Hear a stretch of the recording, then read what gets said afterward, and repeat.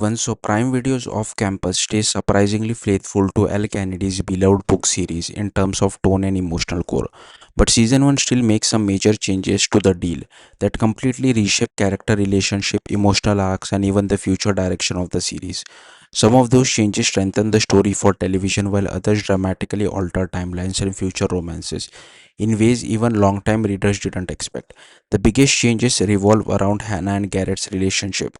In the book, Garrett first notices Hannah after she drops her A plus ethics paper in class, which eventually leads him to ask her for tutoring help. The show changes this entirely by having Hannah accidentally walk in on Garrett showering at the hockey rink before they officially meet in class. It's much more playful introduction and immediately sets the flirtier tone the series wants for them on screen. Another major adjustment is Hannah's creative passion. In the books, Hannah dreams of becoming a singer-songwriter and works on a duet performance. In the show, she's studying film scoring and is suddenly forced into writing a pop song to save her scholarship. That shift also changes Justin Cole's role significantly. Instead of being a football player obsessed with literature, Justin becomes a fellow musician who helps Hannah work on her music. It makes Hannah's attraction to him feel more believable because they actually share creative chemistry and ambitions. The adaptation also ties Hannah's strong writing directly to her trauma recovery. Her sexual assault leaves her emotionally blocked both romantically and artistically, and reconnecting with her creativity becoming becomes part of her healing process as she falls for Garrett. This is one of the show's smartest addition because it gives Hannah emotional journey more external expression instead of relying only on internal narration like the books do. Garrett's storyline, however, gets streamlined in some important ways. In the books, his abusive father controls him financially and even blackmails Hannah into breaking up with him by threatening Garrett's future. The show removes most of Garrett's financial struggles entirely. Instead, his conflict becomes more psychological and emotional. The biggest example comes during the hockey game against St. Anthony's, when Garrett realizes Hannah's rapist is on the opposing team. Rather than confronting one of the attacker's friend like he does in the novel, Garrett brutally attacks the rapist directly on the ice and gets ejected from the game. That moment completely changes the reason behind Hannah and Garrett's breakup. In the books, the separation happened because Hannah hides Phil Graham's manipulation from Garrett, creating a communication breakdown between them. In the series, the breakup comes after Hannah admits Garrett's violent outburst scared her, triggering Garrett's fear that he's turning into his abusive father. The show's version gives Garrett a darker emotional spiral and forces him to confront his trauma more directly. The series also reshuffles the larger romance timeline from the books in a huge way by introducing Dean and Allie's relationship far earlier than expected. In the novel, their romance doesn't become important until the score, which is the third book in the series, but off campus pulls major chunks of their story into season 1 already, especially in episode 6.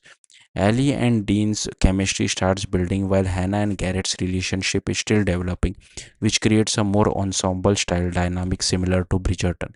The show also makes Sean far more unlikable than he initially appears in the books, making viewers more accepting of Ellie moving on emotionally. Dean and Ellie's relationship itself becomes messier too. In the novels, once they start sleeping together, neither of them hooks up with anyone else. The show completely changes that by having Ellie sleep with Hunter Davenport while things with Dean are already becoming serious. That decision massively expands Hunter's role much earlier than the books ever did. In the novels, Hunter is mostly introduced as a freshman hockey recruit connected to later stories. Here, he becomes an immediate source of tension between Dean and Ellie, while Dean already hates him because of unresolved issue involving Dean's sister Summer. It's clear the series is planting seeds for future seasons much sooner than the books did. Logan's story also receives some more noticeable changes. Instead of having an older brother working at the family mechanic shop, the show gives Logan a younger sibling named Jules who attends Briar University and secretly runs the school gossip account. The adaptation also changes which parent struggles with addiction. In the books, Logan's father is an alcoholic, while the series instead places Logan's mother in rehab. The change likely helps sorry differentiate Logan's family trauma from Garrett's abusive father storyline. What makes this adaptation interesting is that most of these changes seem designed around making the series function better as an ensemble television drama instead of a single couple romance.